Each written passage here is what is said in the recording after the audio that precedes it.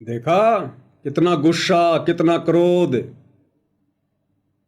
यज्ञ की सफलता में काम, क्रोध, मोह, लोभ, अहंकार निकट भी नहीं होना चाहिए। निकट भी। वो यज्ञ चाहे पांडवों का हो और वो यज्ञ चाहे वर्तमान में सतगुरु रामपाल जी परमेश्वर जी ने हम आत्माओं को दिए हैं रोजाना करने के लिए, या चाहे आश्रमों में भंडारा हो, चाहे यज्ञ हो, निकट भी नहीं होना चाहिए, आसपास भी। तो भीम किस प्रकार से आग बबूला हो रहा है नेवले की बातें सुन के। तनिक भी विचार नहीं किया कि नेवला और मनुष्य की भाषा में बोल रहा है। जरूर कोई न कोई बात है, सुनना चाहिए ध्यान से। तुरंत गुस्से में आ गया। और यही गुस्सा भाई और बहनों हमारे सतलोक आश्रम से जुड़े भाई बहन, यही क्रिया आश्रमों से जुड़े भाई बहन अपना रहे हैं। ये वीडियो 12 अगस्त 2025 का हिसार कोर्ट के बाहर का, जब मुझ पवन दास की तारीख थी, जो झूठा मुकदमा इन आश्रम वालों ने गुरुदेव से मेरे ऊपर लगवा रखा है। उस दिन इन्होंने हमारे वकील के माध्यम से संदेशा दिया कि पवन दास को कहे हमसे कॉम्प्रोमाइज कर ले, समझौता कर ले। दास ने मना कर दिया कि भैया मैं तो समझौता नहीं करूंगा, मुकदमा तुम लोगों ने किया, सोच समझ के करना चाहिए था। अगर तुम्हें लग रहा है कि हमने गलती कर दी तो भैया फैसला आने दो। अब तो ये कोर्ट में है, जज के हाथ में है ये, मैं तो समझौता नहीं करूंगा। तो इन्होंने गुंडे बुला लिए बाहर से, डॉक्टर चांद राठी ने, जिन्होंने मेरे ऊपर मुकदमा किया। बसंत सैनी को बुला लिया। बसंत सैनी गांव गांद्रा, जिला रोहतक, हरियाणा वाला, हिसार में रहता है। 8-10 लोग लेके आ गए अपने साथ में भक्तों को हमारी पिटाई करने के लिए। अब बताओ भाई और बहनों, ये बसंत सैनी गांव गांद्रा, जिला रोहतक, हरियाणा वाला, जिसने उस दिन हिसार कोर्ट के बाहर पेट्रोल पंप पर हमला किया भक्तों के ऊपर, दास तो इनके हत्थे नहीं चढ़ा। दास तो किसी पुलिस वाले के साथ था, इसलिए उसके साथ में दास उसकी गाड़ी में बैठ के चला गया। पीछे से 2 भाई थे, जयपुर से मनोज जी और राजस्थान के दौसा के महुआ से मुकेश जी, वो मेरे साथ गए हुए थे।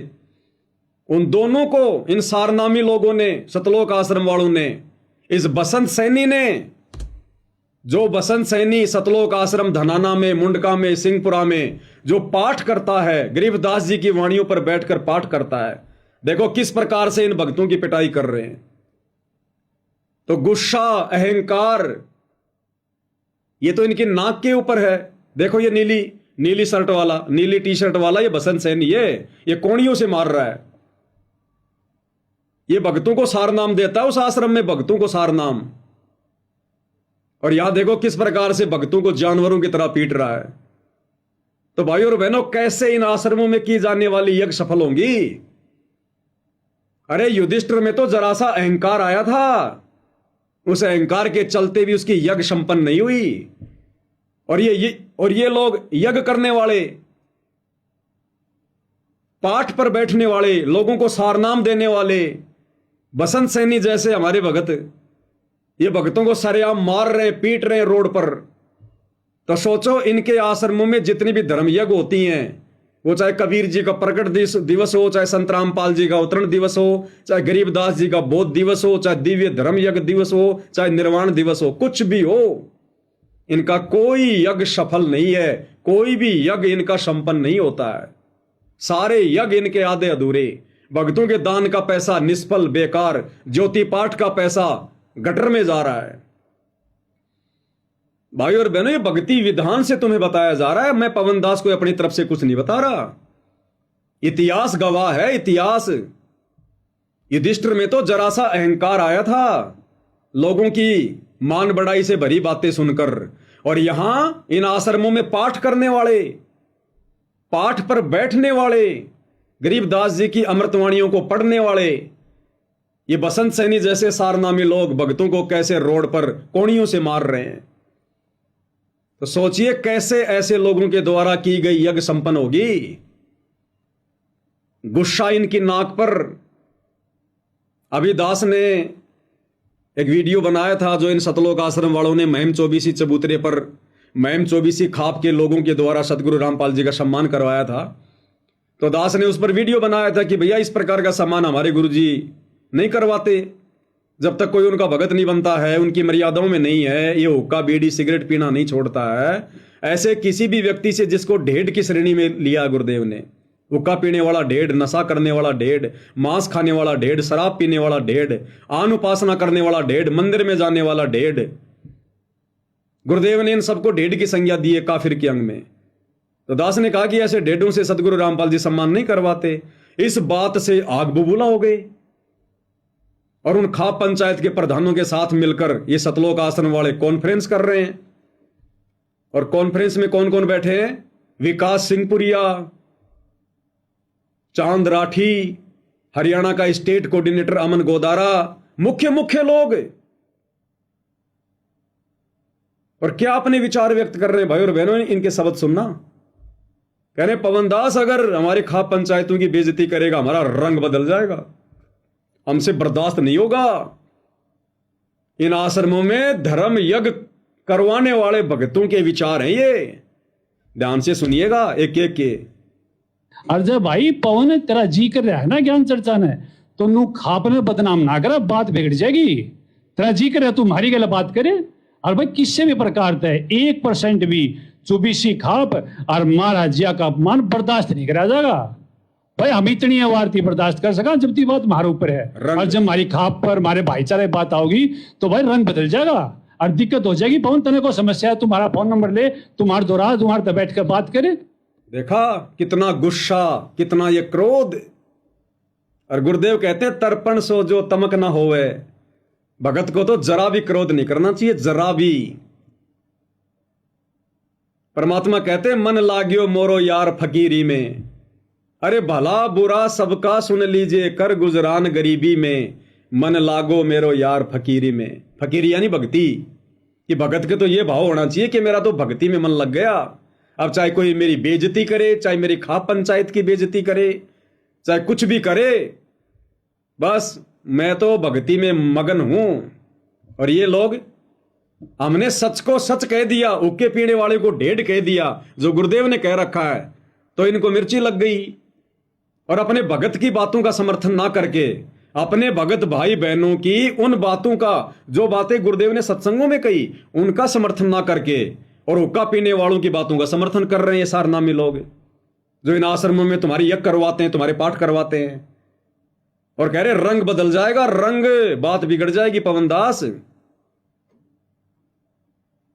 तो ये तो युधिष्ठिर के भी बाप हैं, युधिष्ठिर के भी बाप। तो सोचिए भाई और बहनों, वर्तमान में इन लोगों के द्वारा तुम जो पाठ करवा रहे हो, आश्रमों में जाकर ज्योति करवा रहे हो, हवन करवा रहे हो, तुम्हारे यज्ञ कैसे सफल होंगे? जिंदगी में सफल नहीं हो सकते, जिंदगी में।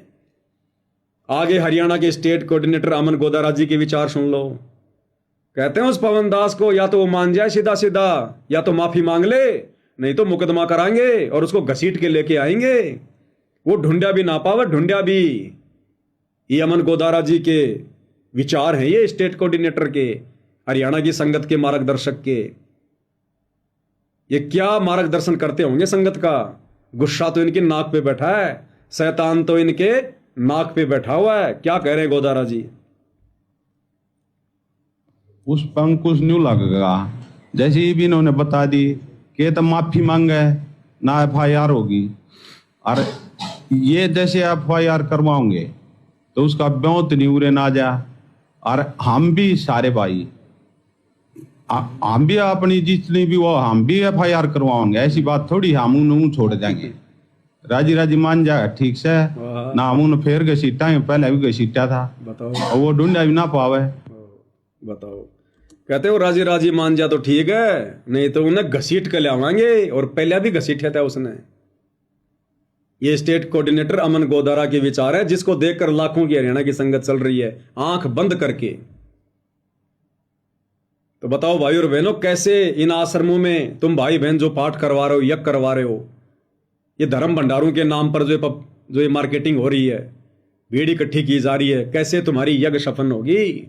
जिंदगी में सफल नहीं हो सकती, जिंदगी में। तो आगे फिर युधिष्ठिर का अभिमान तोड़ने के लिए श्री कृष्ण जी रूप में परमेश्वर रामपाल जी ने अजब गजब लीला की। परमेश्वर ने खुद एक नेवले का रूप बनाया और इंसानी भाषा में बोलकर धर्मराज युधिष्ठिर को कहा कि जो तू अपने मन में सोच रहा ना कि मेरी यज्ञ सपन हो गई है, मैंने निस्वार्थ भाव से यज्ञ की है, तो नेवले रूप में परमात्मा कह रहे हैं कि तूने निस्वार्थ भाव से यज्ञ नहीं की। मैंने तेरी यज्ञ की जांच कर ली, तेरी यज्ञ सफल नहीं है। अब वो पांडव समझ नहीं पाए इस बात को। तब सोच छल छिद्र करते हुए पूज्य गुरुदेव भगवान श्री कृष्ण रूप में क्या कह रहे हैं कि हे नेवले, आप तो कोई महात्मा लगते हो। भाई महात्मा ही है। परमेश्वर रामपाल जी ने स्वयं नेवला रूप बनाया, सतगुरु जो चाहे सो करी। बोले आप तो कोई महात्मा लग रहे हो, आप कृपया थोड़ा विस्तार से समझाओ, थोड़ा विस्तार से। क्योंकि भाई और बहनों, अगर श्री कृष्ण रूप में परमात्मा संदेशा दे, उपदेश दे, वो युधिष्ठिर कभी नहीं मानने वाला। क्योंकि घर का जोगी जोगना, बाहर का जोगी सिद्ध, दीपक तले हमेशा अंधेरा रहता है। जैसे पूज्य गुरुदेव भगवान पिछले 25 वर्षों से थक गए कह कह के। उनके घर वाले, उनके बेटा बेटी, भाई बंधु रिश्तेदार, ये कोऑर्डिनेटर आज तक नहीं समझ पाए। तो परमात्मा ने दूसरा तरीका अपनाया। अब ये नेवला समझाएगा कि धर्मराज युधिष्ठिर तेरी यज्ञ संपन्न क्यों नहीं है। और भाई और बहनों, हमने विशेष तौर पर शिक्षा लेकर आगे बढ़ना है। अगर हम अपने पूज्य गुरुदेव भगवान को भोग लगाएं, हमारे घर पर कोई भगत भाई बहन आ जाए या हमारे घर पर कोई साथ संगति है, तो किस प्रकार से हमने आधीन भाव से, दास भाव से उन भगत भाई बहनों की जी जान से, तन मन धन से सेवा करनी है। कितने प्रेम पूर्वक हमने उनके साथ व्यवहार करना है। ये सारी बातें आज मालिक के आशीर्वाद से इस वीडियो में समझ में आएंगी। हमारे विशेष भाव बनेंगे आज के बाद। ये वीडियो पूरा देखने के बाद जब हम गुरुदेव को फिर कल भोग लगाएंगे, हमारे भाव इतने जो है बदले हुए होंगे, हमारे विचारों में जो है तब्दीली आ चुकी होगी। हमारा जो नजरिया है भगत भाई बहनों को देखने का, उनकी सेवा का, वो चेंज हो चुका होगा आज के इस वीडियो के बाद, यदि मालिक ने दया करी तो। अब नेवले के रूप में परमात्मा उसको एक कहानी बता रहे हैं। कहानी परमात्मा नेवले के रूप में कह रहे हैं कि मेरा आधा शरीर सोने का है। और वो आधा शरीर सोने का क्यों बना? किसी धर्मात्मा, किसी भगत के घर पर भोजन करने से उस भगत ने किस भाव से साधुओं को भोजन करवाया, और साधु के भोजन करने के बाद वो नेवला जो उस घर में छुपा हुआ था, उसने नीचे दाने खा लिए कुछ। उन दानों के खाने से आधा शरीर सोने का बन गया। उस भोजन खिलाने वाले भगत ने किस भाव से भोजन कराया था? कहते मेरा आधा शरीर तो सोने का बन गया। उसके बाद मैं धरती पर कोई ऐसा धर्मात्मा ढूंढ रहा हूं, ऐसा कोई दानवीर ढूंढ रहा हूं, उस ब्राह्मण जैसा। मैं हर यज्ञ में जाके भोजन करता हूं, लेकिन मेरा शरीर सोने का नहीं बन रहा। आज मैं ये सोचकर, तेरा नाम सुनकर कि युधिष्ठिर बहुत बड़ा दानवीर है, बहुत बड़ा धर्मात्मा है, निस्वार्थ भाव से जो अमल भंडारे करता है, यज्ञ करता है, और मैंने तो तेरा भोजन खा के देख लिया, मेरा शरीर तो चेंज नहीं हुआ, पूरा शरीर सोने का नहीं हुआ। अगर तू उस ब्राह्मण के जितना भी दानवीर होता, तेरी सच्ची नीयत होती, तेरे भाव सही होते, तो तेरी यज्ञ का ये भोजन खाकर आज मैं पूरा सोने का बन जाना था। लेकिन मैंने भोजन कर लिया, लेकिन मेरा शरीर पूरा सोने का नहीं हुआ। तेरी यज्ञ असफल है। अब वो कथा जब आप सुनेंगे भाई और बहनों, अगर हम भगत हैं, वास्तव में परमात्मा की भक्ति प्रवेश है, यदि हम वास्तव में भगत बनने की दिशा में आगे बढ़ रहे हैं, मान बढ़ाई, राग द्वेष, ईर्ष्या से पीछे हटकर, तो अवश्य भाई और बहनों ये कथा हमारे ऊपर विशेष एक प्रभाव छोड़ेगी। तो आगे नेवले के रूप में सतगुरु रामपाल जी भगवान, ये कबीर परमात्मा क्या शिक्षा दे रहे हैं, क्या संदेशा दे रहे हैं युधिष्ठिर को, क्या वो कथा सुना रहे हैं।